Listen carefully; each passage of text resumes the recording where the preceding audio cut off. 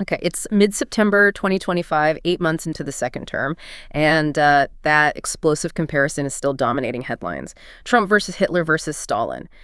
Is the U.S. really heading down a path like Germany in the 1940s? It's a heavy question and, frankly, a deeply uncomfortable one. We're digging into research today, some using tools like Perplexity, trying to understand the actual mechanics.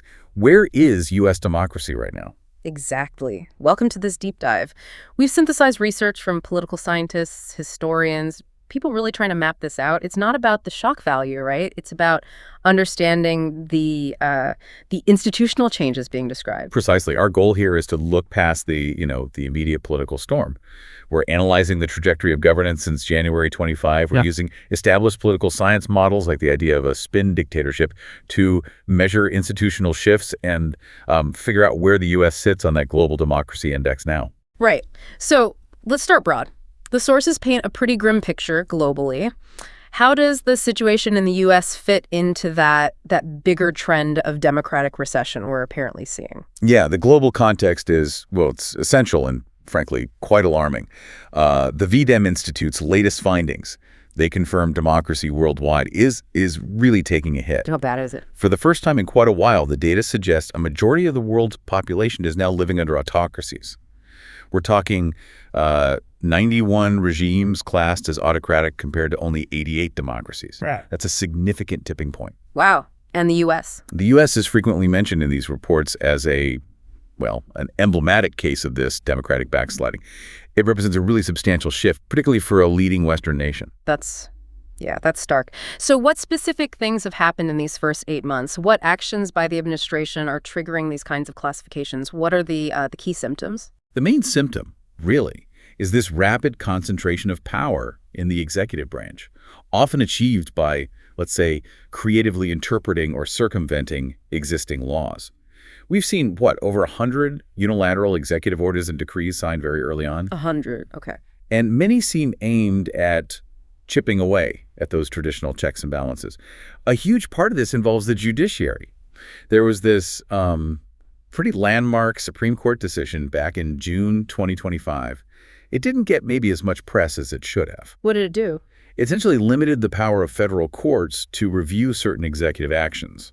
So it fundamentally weakened one of the key checks on presidential power that we rely on. So wait, it wasn't just ignoring the court. It was using a court decision itself to limit future court oversight. That sounds circular. That's a good way to put it. It's like using the rules to break the rules, or at least bend them significantly. It's democratic backsliding dressed up in, legalistic language. And this leads to some pretty strong conclusions from experts.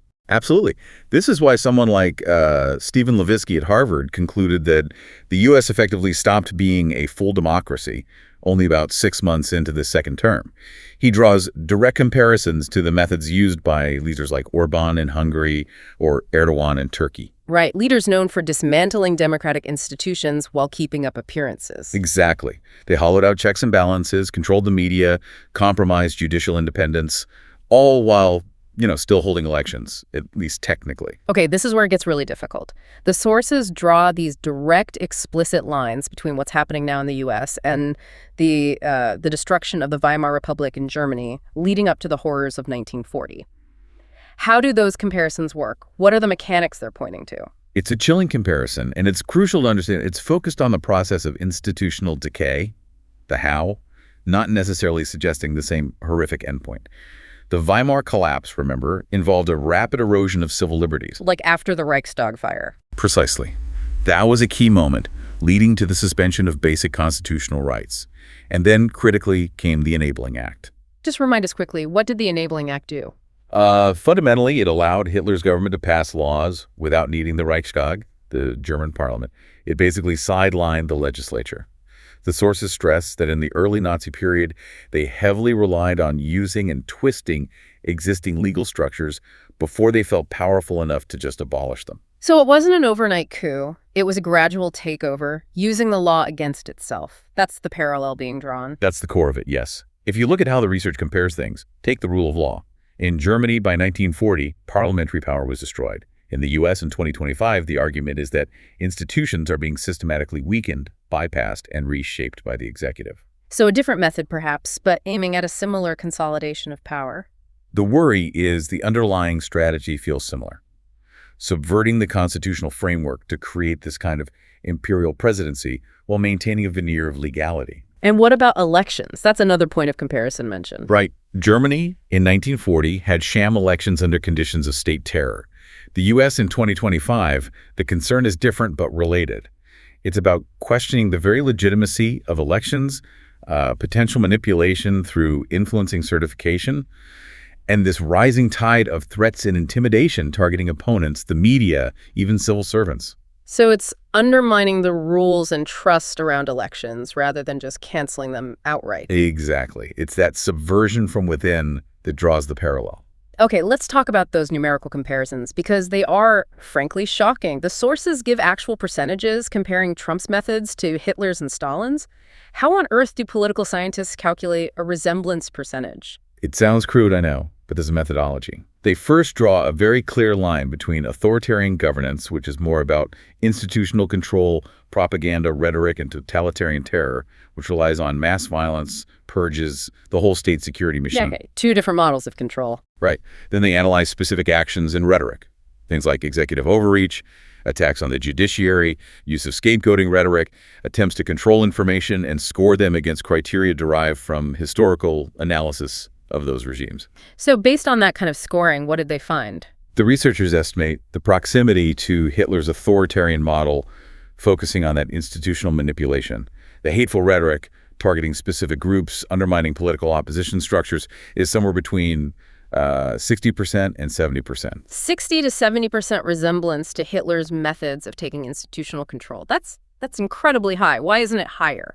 Or lower? What stops it being, say, 90%? They're quite specific about the distinction. The proximity to Stalin is estimated much lower, between 35% and 45%. Okay, what the big gap? The primary reason is the absence, so far, of a system of mass, state-organized police terror, violent internal purges, systematic executions, gulags, the hallmarks of Stalinism. The model identified for the current U.S. administration after 8 months fits more closely with what's called a modern spin dictatorship.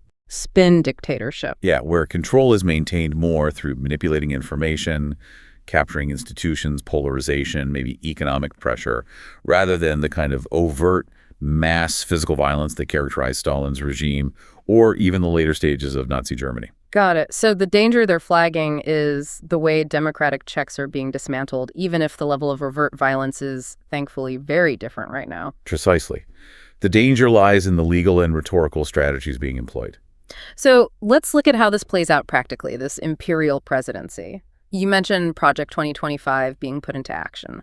What exactly is that, and what's this mechanism for targeting the so-called deep bureaucracy? Project 2025 is this huge, meticulously planned blueprint developed over years by the Heritage Foundation and other conservative groups. It's essentially a playbook for radically reshaping the federal government to align with the executive's agenda. And the key tool? The key tool is reviving and massively expanding something called Schedule F. Schedule F, what does that do? In simple terms, it would allow the president to reclassify potentially tens of thousands of career civil servants. These are people currently protected from being fired for political reasons. Schedule Fs would make them at-will employees. Meaning they can be fired easily? Fired easily and replaced with political appointees, loyalists. It's seen as the way to neutralize experts or anyone perceived as obstructing the administration's agenda within agencies like the DOJ, the EPA, State Department, you name it. It's a fundamental change to how the government is staffed and run. Wow. And this internal restructuring goes hand in hand with some pretty aggressive policy reversals that are having global effects. Oh, absolutely. The policy shifts have been rapid and sweeping. On immigration, for instance, mass expulsions have been reported, border wall construction is back underway, and there are executive actions aiming to end birthright citizenship. And climate. A complete reversal. Formal withdrawal from the Paris Agreement. Again, suspension of all international climate finance commitments, including pulling out of that crucial loss and damage fund meant to help vulnerable nations. How's the rest of the world taking all this? The sources mentioned damage to U.S. standing. The international reaction, especially from traditional allies, is overwhelmingly negative. Trust levels in the U.S. executive are shown to be incredibly low, often under 20% in Western Europe, and sometimes even below 10% in places like Germany and France. And the economic impact. Protectionism. It's definitely being felt. New tariffs, this general unpredictability, Mm-hmm. it's slowing down global trade. The IMF actually revised its global growth forecast for 2025 downwards from 3.3% to 2.8%. And they linked that directly to U.S. policies. Yes, they specifically cited the U.S. policy shifts and the resulting trade tensions as a major factor, causing things like inflation in other countries as supply chains get disrupted. But we hear the administration talking about diplomatic breakthroughs, solving conflicts. Right, there are claims of success. The administration points to having, quote, solved 6 major conflicts. But when you look at independent analyses, the consensus is that these supposed resolutions are often extremely fragile or contested or just haven't really stabilized the situation. The overall feeling globally seems to be one of increased instability, despite those claims.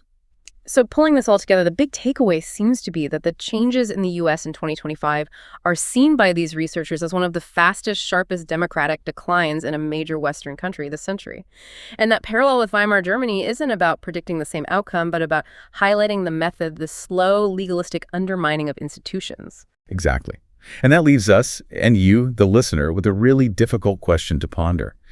If modern authoritarianism works mainly by subverting existing laws and institutions, by using polarization and controlling information, rather than just overt force, can a democratic system built on checks and balances actually defend itself if its own internal safeguards? The courts, the civil service, a free press, civil society, are neutralized from within. Does the text of the Constitution matter if the mechanisms to enforce it are gone? A sobering question indeed. Thank you for walking us through this complex and, frankly, disturbing analysis. This has been Le Podcast de Philippe. Thanks for tuning in. And hey, if you find these deep dives valuable, please consider subscribing. We're really close to hitting 1,000 subscribers, and your support genuinely helps us keep doing this work. We'll catch you next time.